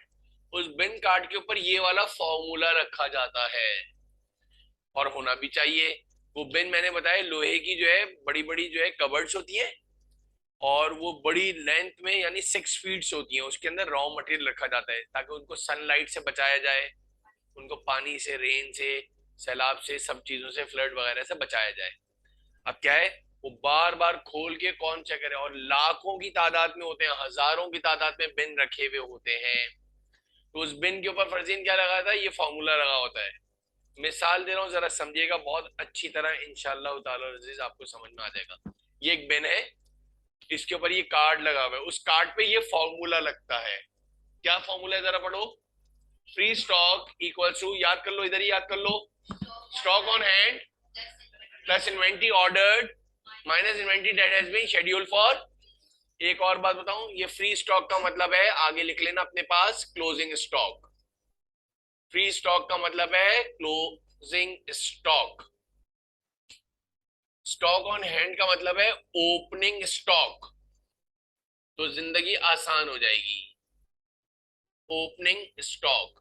इन्वेंट्री ऑर्डर का मतलब है कि जो न्यू, ये मैं अपने लिहाज से तुम्हें आसान करवा रहा हूं तो कि तुम्हें याद हो जाए अपना। ये इन्वेंट्री ऑर्डर का मतलब new raw material purchase. New raw material purchase. Good. Utmost important class है आज आपकी, काफी चीजें हम कर लेंगे। और inventory that has been schedule for use का मतलब ये है जो आपका रॉ मटेरियल यूज्ड हो गया। रॉ मटेरियल क्या हो गया, फिर कह रहा हूं, है ओरिजिनल फॉर्मूला ऊपर वाला, अपने लिहाज से आसान करा है। फ्री स्टॉक का मतलब फर्जी क्लोजिंग स्टॉक एक्टिव रॉ। जब आप फ्री स्टॉक का मतलब स्टॉक ऑन हैंड का मतलब दुराफे ओपनिंग स्टॉक। इन्वेंट्री ऑर्डर का मतलब, और inventory that has been schedule for use. आपके समझ में आ रहा है बच्चे? क्लियर है? अब देखो एक सवाल, इसको प्रैक्टिकल अप्रोच में ज्यादा समझ लोगे। इधर देखना बेटा, जल्दी लिख लिया, फास्ट फास्ट फास्ट। ये एक बिन है, ये क्या है बच्चों, बिन है। इधर देखिएगा सारे बच्चे, इसमें ये सारे बॉक्सेस बने हुए हैं ना। मिसाल दे रहा हूं, मिसाल, ताकि आपको और अच्छी तरह बेहतर समझ में आए। इस बिन में 150 यूनिट्स पड़े हुए हैं, 150 बॉक्सेस पड़े हुए हैं, समझ लो जिस चीज का हम कारोबार करते हैं, यानी बॉक्सेस में आते हैं 150 बॉक्स पड़े हुए हैं। और आज है, मिसाल दे रहा हूं, मिसाल 1 जनवरी, कितने इस बिन में कितने यूनिट्स पड़े हुए हैं जल्दी बताओ भाई। बच्चों वाला है, बहुत बच्चों वाला है। कभी कुछ चीजें होती है ना, हाथी के दांत दिखाने की कुछ और खाने की कुछ, ये वही चीज है। 1 जनवरी को हमारे पास कितने यूनिट्स पड़े हुए जरा बताना। 150। हमने नए यूनिट्स खरीदे, बाकी सारा बिन खाली है। नए बिन्स ऑर्डर करे और नए रॉ मटेरियल, तो जो है लेबर ने आके इसमें सेट करा। जो नए जो सेट करे, पूरे महीने में जो खरीदे थे वो हमने सेट करे, यानी कि नए जो ऑर्डर करे वो करे हमने 5700 यूनिट्स और परचेज करे हमने। कितने परचेज करे? तो आके कहाँ रख दिए जल्दी बताओ। बिन में। पहले कितने थे? आला, सेम एक ही है, सब यूनिट्स एक ही है। कैलकुलेटर है, चलाओ जरा। पहले कितने थे? जरा एक्टिव रहो, कैलकुलेटर लेकर आया करो। अरे वैसे नहीं बैठा करो। नहीं नहीं, दिमाग में मांग, वो घर पे छोड़ गया हो, दिमाग में मांग, तो इस तरह तो हो जाएगी शाम और गिर जाएंगे दाम। 150 पहले से थे, 5700 और आ गए। कितने हो गए बेटा बिन में टोटल? 5000। एग्री करते हो? और पूरे महीने में जब उसमें से 5000 में से 4950 यूज्ड हो गए, 4950 यूनिट्स कंज्यूम्ड हो गए, यूज्ड हो गए। कोई बता सकता है फ्री स्टॉक कितना बचा है उसमें? This is the right answer. यानी लुब्बे लुबाबी है कितनी चीजें, 1 2 3 और 4 चीजों में से मेरे बच्चों 3 चीजें गिवन होंगी, चौथी फाइंड आउट करनी होगी।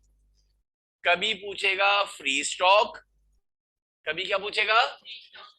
कभी पूछेगा inventory that has been schedule for, कभी बोलेगा ओपनिंग स्टॉक कितना था, कभी बोलेगा रॉ मटेरियल परचेज कितना करा। समझ आया या नहीं आया? सवाल लिखो, देखता हूं कितना समझ में आया है। हम भी तो थोड़ा एग्जामिन करते हैं कि बच्चे में इतनी पोटेंशियल है एसीसी करने वाले, आगे तो चीजें और मुश्किल होती जाएंगी। ये तो बिल्कुल स्पून फीडिंग की तरह बाखुदा पढ़ा रहा हूँ, बिल्कुल जैसे बच्चे होते हैं मैट्रिक क्लास वाले। लिखो सवाल और मुझे करके बताओ जरा, खुद ब खुद समझ में आ जाएगा। Question number 1, free stock at the end of the month is 2700 units.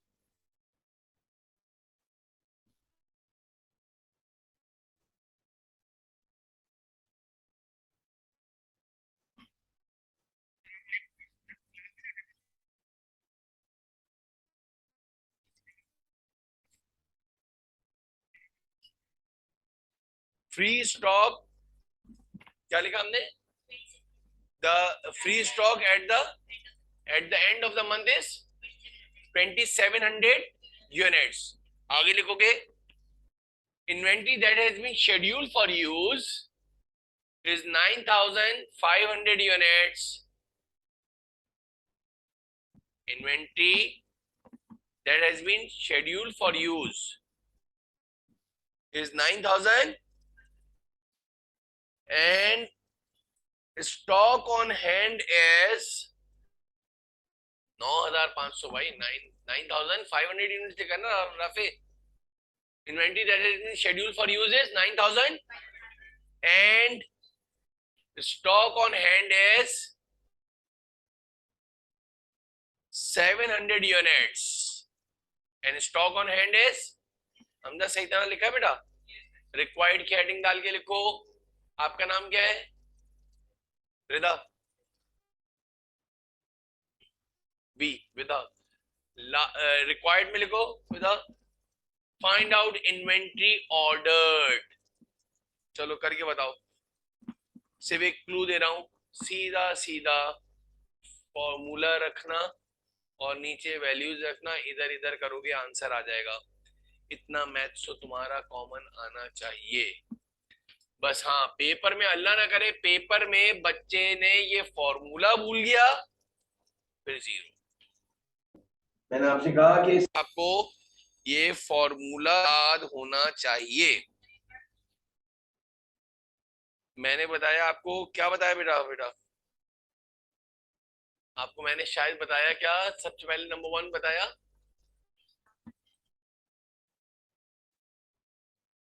Hello, हाँ, free stock at the end of the month कितने बताए मैंने? 2700 यूनिट्स, और inventory that has been scheduled for use is 9500 units, and stock on hand is 700 units required. Find out, find out inventory ordered, find out. क्या हुआ हमजा, समझ में नहीं आया? देखते हैं अभी आपका हुआ, कर लिया, डन। क्या है आंसर? देखो इधर, इसने मेरे ख्याल से फ्री स्टॉक बताया था कितना, 2700 यूनिट्स। स्टॉक ऑन हैंड कितना बताया था? हाँ, गलत, stock on hand 700 unit, stock on hand opening stock. क्या कर रहे हो भाई? इन्वेंट्री ऑर्डर निकालना था, inventory, inventory that has been schedule for use, कितना यूज हो गई है, ये सवाल था। अभी भी नहीं आई समझ में? करो जरा ये, इसको इधर ही रहने दो। इतना मैथ तो आता होगा यार, 2700 में से माइनस करो 700, जमा करो 9500, 11,500 यूनिट्स जो है, चार ऑप्शन में से टिक करके आ जाना। समझ आई बात? प्रूव कर लो जरा लास्ट, इतनी लंबी करने की जरूरत नहीं है, बहुत लंबा कर दिया। समझ में आ गया या नहीं आया? हमने पूरे महीने में कितने इन्वेंट्री ऑर्डर करी थी? 11,000। चलो चेक कर लेते हैं। 1 जनवरी को बिन में कितने पड़े हुए थे? 1 जनवरी में 700 यूनिट्स पड़े हुए थे। चेक कर रहे हैं अब जरा, आया सही भी करा है या ये हमारा सवाल सही निकला नहीं निकला। 700 यूनिट हमारे पास 1 जनवरी को पड़े हुए थे। नया ऑर्डर आया 11,500 का, ऐड करना जरा 700 में 11,500, 12,200। इतनी लंबी करने की जरूरत नहीं है पेपर में, ये तो सिर्फ फर्स्ट टाइम है तो इसलिए बता रहा हूँ। 12,000। हमजा तुम्हारे समझ में नहीं आया लग रहा है? ये सिंपल मैथ्स है मेरे बच्चे, थोड़ा सा एक्टिव यार, इतना लेट थोड़ी, इतना लेट लेट के पढ़ेंगे तो मर जाएंगे, अगले साल में पेपर देंगे फिर तो। और अभी बोल लोगे F2 F3 कब स्टार्ट होना है? एक्टिव रहना बाबा। ये क्या हुआ, ऐड करा, और वो बोल रहा है पूरे साल में, ये पूरे महीने में 9,500 हमने यूज कर लिए, तो बताओ कितने बचे? 12,200 में 9,500 माइनस करो, क्या 2,700 यूनिट एंडिंग में बचे हैं? वही दिए हुए थे। नहीं आई बात समझ में अभी भी? डन। एक और सवाल बनाओ, जल्दी से करो। फ्री स्टॉक तो अब्दुल राफे वो बहुत ही कम पूछता है, बीच वाली चीजें आपके समझ में आए? अब जरा डेली पढ़ने बैठियो, हाँ बेटा। अब ये एक्टिवली जो है ना, क्वेश्चन नंबर 2 बना लो एक, ताकि तुम्हारे समझ में आ जाए। मेरा जब तक पर्सनल ओपिनियन है, फ्री स्टॉक बहुत ही कम पूछता है। हालांकि फॉर्मूला फ्री स्टॉक का है, free stock equals to plus minus inventory that has been schedule for use. इस चार चीजों में से, बॉटम लाइन ये, चार चीजों में से 3 चीजें गिवन होगी, चौथी फाइंड आउट। इस सवाल में मैंने क्या निकलवाया था? आपका नाम क्या है? उमैमा। इसमें क्या निकलवाया था हमने? Inventory ordered. दूसरा सवाल लिखो, देखता हूं कितना समझ में आया है। Free stock at the end of the month is, quick quick quick बेटा, question number 2। Free stock at the end of the month is 4,300 units.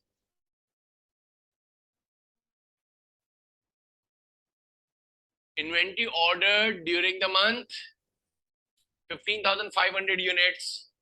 Inventory ordered during the month.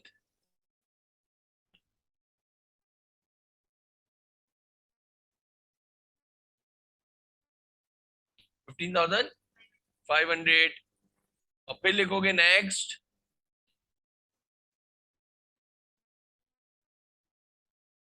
Free stock बता दिया मैंने, inventory order बता दिया, and stock on hand at the start of the month is, and stock on hand or at the start of the month is 2000 units। Abdul Hafiz में क्या मालूम करना होगा Fardeen? Find out inventory that has been scheduled for use. लिख लो required में, विदा ये लिख लेना साथ, रिक्वायर्ड में find out inventory that has been scheduled for use. शाबाश, जल्दी क्विक। इतना एटलीस्ट मैथ्स आना चाहिए, प्लस माइनस इधर इधर करके। ये एसीसी के सबसे ज्यादा मतलब फेवरेट एरिया है कि वो रिवर्स करके सवाल लेता है, सीधा सवाल नहीं पूछता। अभी कोई और क्वालिफिकेशन में होते वो सीधा फ्री स्टॉक पूछता बस, जैसे हमने पढ़ा है free stock is to stock on hand plus inventory order minus inventory that has been scheduled for use. क्या आया आंसर बताओ? 11,400। बाकी सारे स्टूडेंट्स का आया नहीं अभी तक? ये तो सिर्फ आपको समझाने के लिए, इधर देख लो, देखते हैं कितना समझ में आया है। इस सवाल में आपको क्या मालूम करना है पहले तो ये बता दो। Inventory that has been scheduled for use मालूम करना है। परचेज इन्वेंटरी ऑर्डर कितनी हुई है? 15,000। गुड। मैं तो बार बार बोल रहा हूँ, सिर्फ फॉर्मूला उधर रफ में लिखना और सारी चीजें पोस्ट कर देना मेरा बेटा, इतना तो आना चाहिए। हमजा क्या हो गया? मेरे समझ नहीं आ रहा क्या हो, इतना अभी तक आंसर ही नहीं निकला है, यानी बेसिक मैथ्स ही नहीं आ रहा। स्टॉक ऑन हैंड कितना है? स्टॉक ऑन हैंड कितना है? 2000 यूनिट्स है। फ्री स्टॉक कितना है? 4000। ये आ रहा है या नहीं आ रहा? क्या आंसर आ रहा है तुम्हारा? 13,000। बहुत आसान चीज है मेरा बेटा। ये 4,300 है, 4,000। इसके बहुत सारे तरीके हैं, ये माइनस में है ना इधर, ये इसको उधर ले आओ, इजिकल टू के इधर ले आओ माइनस को। और एक और दो तरीके हैं मेरा बेटा, ये मालूम करना है अब्दुल राफे, इधर सुनना मेरा बेटा। वैसे सबसे आसान तरीका ही कि इसको उठा के इक्वल्स टू के इधर ले आना, इक्वल्स टू के इधर ले आना। तो ये माइनस में तो इधर आके क्या हो जाएगा? इक्वल्स टू के। और इसको उठा के इधर ले जाना, तो इधर क्या लिखा हुआ है जरा बताना? 2000। और क्या लिखा हुआ है? 15,000। और इधर जाके ये प्लस वाला उधर जाके क्या हो जाएगा? ये आंसर हो गया 13,200। और जब ये निकालो तो एक दफा करके देख लेना कि सर ने बोला था कि यहाँ ये जरूर चेक कर लेना। अब देखो तुम लोगों को परेशानी हो गई, 2000 में 15,500 जमा करो, 2000 में 15,500 जमा करो, 17,500 में से 13,200 माइनस करो, तो वही आ रहा है, हेंस प्रूव्ड। अपने नंबर जितने तुम सिक्योर करके आओ। और एक और तरीका क्या है, गौर से सुनना, शायद ये भी देख लो भाई जवाब। इसको इधर ही रहने दिया मैंने, इसको इधर क्या लिखा हुआ है? 4,300। ये माइनस का क्या हो गया? ये प्लस का उधर आके क्या हो गया? माइनस का। चलाना जरा कैलकुलेटर, 4,000 प्लस का है, ये आ जाएगा माइनस का। कितना आया माइनस का? 13,200 माइनस का आया। और उधर भी है माइनस का, inventory that is in schedule for use. दोनों तरफ से माइनस माइनस कैंसिल हुआ तो भी आंसर आ गया। नहीं आई बात समझ में? दोनों तरफ से माइनस को कैंसिलेशन कर दिया तो वही आंसर आ गया। वो आपके ऊपर है भाई, ये तो मैथ्स है, सिंपल मैथ्स है, ये हमारा अकाउंट से कोई ताल्लुक ही नहीं है बेटा। नेक्स्ट लिखो,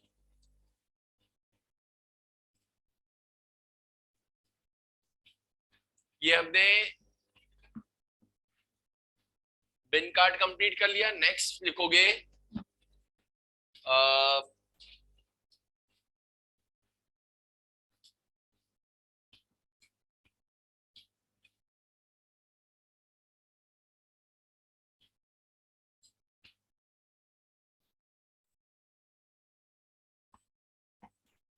हेडिंग मार्क करोगे नए पेज में, इन्वेंट्री वैल्यूएशन। क्या हेडिंग डालोगे? इन्वेंट्री, सारे सुन देखो, इन्वेंट्री वैल्यूएशन लिखो। क्या होता है, क्यों होता है, पहले समझ में आ गया बिन कार्ड वाला फॉर्मूला सबके लास्ट में बेटा? पक्का है ना?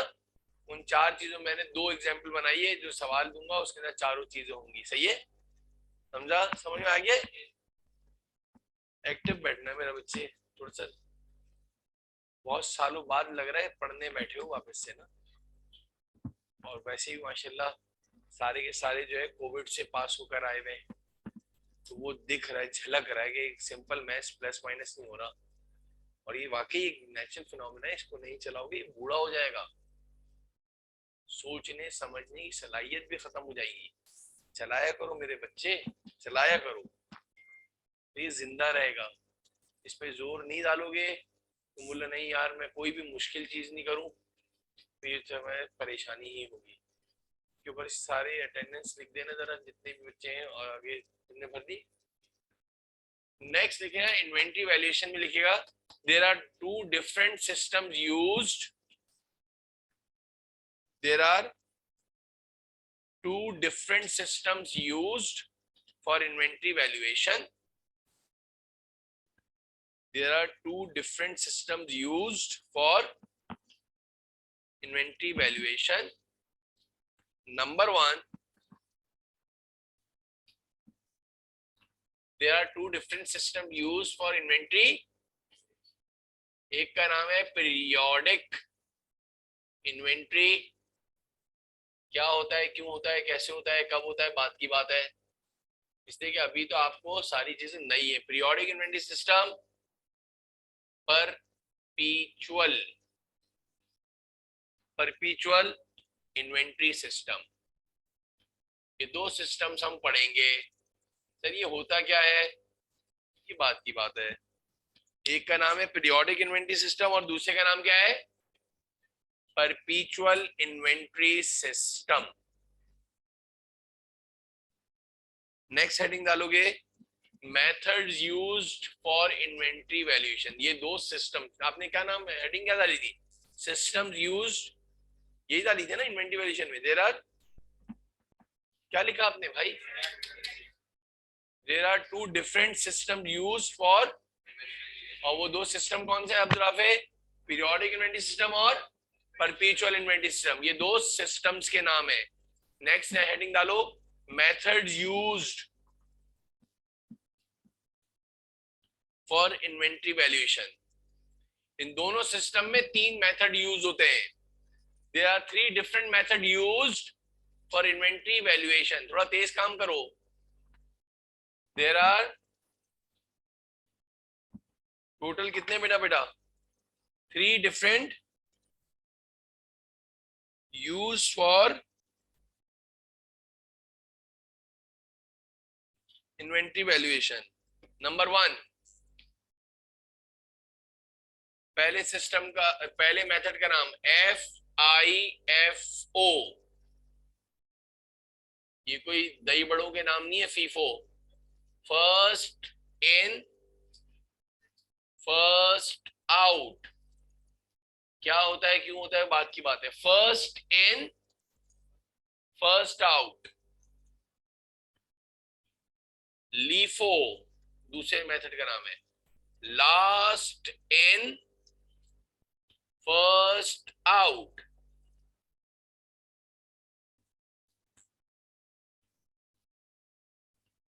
AWCO, FO,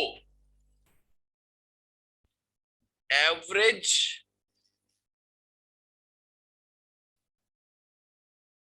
weighted cost method. Average weighted cost method अपनी तरफ से लिख दिया। तीन मेथड्स के ये नाम हैं। नेक्स्ट क्लास के अंदर हम इधर से इंशाल्लाह स्टार्ट करेंगे। तो बी ऑन टाइम, टाइम पे आइएगा ताकि ये बिल्कुल भी मिस ना हो, नई चीज है सबको। सवालात मैं आपको भेजूंगा। आप लोग सब एसीसी के ग्रुप में शामिल हैं, इनरोल्ड हैं सारे? ये जरा ये लिख दें जरा मुझे, शीट किसके पास थी वो, नाम नंबर लिख दें जरा। नेक्स्ट क्लास का एजेंडा ये है कि हम ये, हमारा चैप्टर क्या चल रहा है, रॉ मटेरियल। एक और काम कर लो कि जब तक अब्दुल राफे अब प्रॉपर वे में क्लासेस स्टार्ट हो गई हैं, अब आप अपनी तरफ से लूप होल छोड़ो तो बेवकूफी है। आप क्या करो, MA1 की जितनी भी डे फर्स्ट से जो क्लास हुई है यानी इंट्रोडक्शन से, सारी क्लासेस को देख के लिख कर आओगे। सही है, अपने रजिस्टर एक मेंटेन कर लो बेटा। ये प्रॉब्लम देता है, इसके अंदर बहुत सारी चीजें हैं समझाने की ना। जितना अच्छा करोगे, जो जब एक चीज आती नहीं होगी तो पेपर में कैसे एग्जामिन करोगे। तो एक अच्छी चीज जवाब आ जाओ तो बेहतर है। दिसंबर के अंदर कब बनेगा, नेक्स्ट क्या है, ये एक प्रॉपर हमारा बन गया है तो हम इसको कंप्लीट आउट अच्छी खुशस्लूबी से करेंगे। बल्कि मैं तो अभी भी बोलूंगा कि जो तुम्हारे दोस्त यार जो अच्छे हो पढ़ने में और जिनको विलिंगनेस है कि कोई ऐसी प्रोफेशनल क्वालिफिकेशन हासिल की जाए, और ये भी एक अल्लाह का इनाम है। मैं तो हमेशा बोलता हूँ बच्चों से, जो सीए के अंदर एडमिशन ले लिया या अब्दुल राफे जो एसीसीए में एडमिशन ले लिया, ये भी एक अल्लाह का इनाम है कि अल्लाह पाक ने आपको ये अपॉर्चुनिटी दी और आपने ये चूज आउट कर लिया। आज अभी देखो अपने मोहल्ले के इर्द गिर्द, अपने दोस्तों में जो अभी तक हंट करे और अभी तक दे कांट डिसाइडेड कि करना क्या है। पहले तो सोचो, पहले तो वो सोचेंगे, फिर वो निकलेंगे, फिर वो बैठेंगे, फिर क्या उनकी थॉट बनती है वो तो एक डिफरेंट परसेप्शन है ना कि क्या जाता है। मैं तो हमेशा बच्चे से बोलता हूँ ये अल्लाह का एक इनाम है जो तुम्हें अल्लाह पाक ने इसको आपने चूज आउट करा। अब उसको कंप्लीट करना और इसको अच्छी तरह से लेके चलना वो आपकी जिम्मेदारी है। छोटी जर्नी है, सीए से वजह आर्टिकल्स की पंचायत नहीं है। अभी मेरा एक स्टूडेंट है, आप सोचो जरा, इससे कि सिर्फ आपकी विलिंगनेस से लिए समझने के लिए, मेरे ख्याल से मैं सेक्शन ले रहा था तो 50 या 60 बच्चे थे उस सेक्शन के अंदर, एएफडी के अंदर, और 50 से 60 बच्चों में वो 3 लड़के ऐसे थे जो मैट्रिक पास करके आए थे। मैट्रिक पास करके वो इतने छोटे छोटे थे बेचारे, आगे बैठे हुए थे ना, यानी बाकी सारे घोड़े थे, बड़े बड़े बड़े बड़े सब बैठे हुए थे। वो इतने छोटे थे मुझे दिख भी नहीं रहे थे। तो मैंने पहली क्लास में उनको बोला बेटा आगे आके बैठो। मैंने पूछ किया पहली क्लास में, मैं जरूर इंटरव्यू लेता हूँ कि क्या क्वालिफिकेशन, बोले मैट्रिक थे। उनकी उम्र कितनी थी, 15.5 साल। उन्होंने एग्जैक्ट अपनी एज बताई कि 15.5 और 16। मैं कहा यार एक अपॉर्चुनिटी है कि अगर तुम इधर से लग जाओ और जबरदस्त तरीके से बिल्कुल प्लान करके पेपर दो, आप यकीन करो 19.5 साल के अंदर वो तीनों बच्चे एसी से क्वालिफाइड हो गए। आज वो तीनों के तीनों मिडिल ईस्ट में है। मैं दुबई जाता हूँ, मैं जरूर मिलने जाता हूँ, मेरे बड़े चहीते बच्चे हैं। 7 8 10 पेपर पढ़ाए मैंने उनको। कितने? मुझे क्यों पर्सनली खुशी हुई कि 20 साल के बाद अभी उनके पास इतनी लंबी जर्नी है जिंदगी में कि वो कहां कहां शिफ्ट हो, कहां से कहां जाएंगे, कहां से कहां जाएंगे। एक कंपनी में उन्होंने दिखाया, इधर भी ये जो है आर्टिकल्स के लिए गए थे, उन्होंने ही दुबई भेजा 6 महीने के लिए। इतनी खुशी हुई है कि जो चीज मैंने अपनी एज में 30 35 में करी थी, उन्होंने आज 20 साल में अचीव कर ली। वो सारा क्रेडिट हमें देते हैं कि सर आपने देखे करवा दिया। मैंने कहा, और वो सारी क्लास जो है ना उनके ऊपर हंस रही थी। वो 3 बच्चे पे, वो जो बदमाश लड़के होते हैं, अबे बच्चे कहाँ गए, वो उनको ना वो बड़े बड़े नहीं जो हाथी घोड़े जैसे मूछों वाले, बीकॉम वाले, इंटर वाले, ओए कहा। मैंने कहा भाई क्या हो। और फिर मैंने उस वक्त मैंने कहा मेरे ये मार्क्स याद रखना, ये तीनों बच्चे और बिल्कुल मिडिल क्लास से बिलोंग करते थे।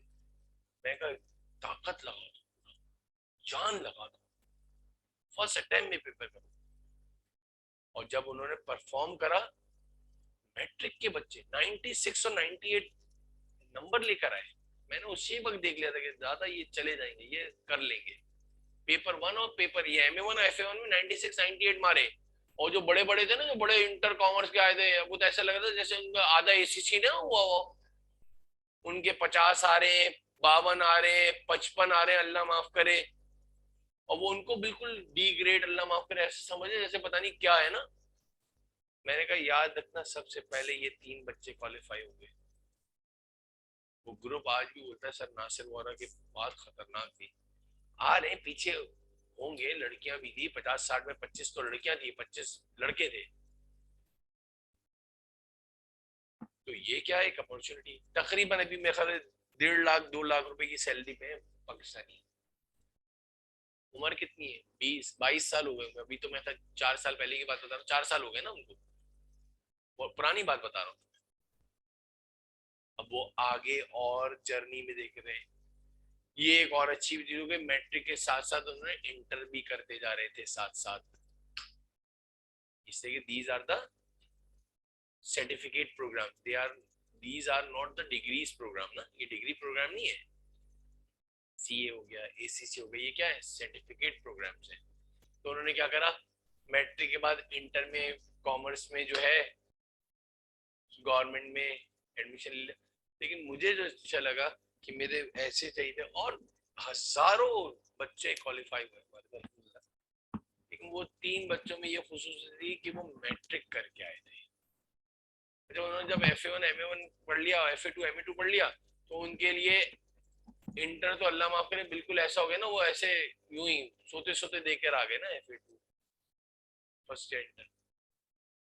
इधर डबल एंट्रीज इतनी पड़ी थी तो डेफिनेटली बहुत फायदे हैं। सिर्फ अपनी जिंदगी से 4 साल 5 साल निकाल दो जिंदगी से, सारी सोशल एक्टिविटीज, घूमना फिरना, ये सब बाइकआउट कर दो, क्वालिफाई हो जाओ, फिर घूमते रहो पूरी दुनिया। और तुमने सोचा ये 3 4 साल में मंड के तफरी कर लूं, तो ये 3 साल तफरी करोगे और फिर पूरी जिंदगी रगड़ा खाते रहोगे। अब वो तुम्हारे ऊपर है। ये 4 साल तुम सोच रहे हो कि मैं अपने दोस्तों यारों के साथ घूम लूं, तो ये कर लो, और फिर पूरी जिंदगी और जॉब्स मिलती रहेगी। कर रहे, जिंदगी तो गुजरती। देखो अल्लाह ताला ने, मैं हमारे टीचर हमसे एक बात बोलते थे कि खाना खिलाने का वादा, रिस्क का वादा तो अल्लाह का है, वो तो यकीनी बात है, और अल्लाह पाक देगा बेशक, उसमें कोई बात नहीं है, तो अटल बात है। लेकिन अब रोजाना मुर्ग मुसल्लम खा के सो या दाल चावल खा के सो, ये तो मेरे हाथ में रखा है।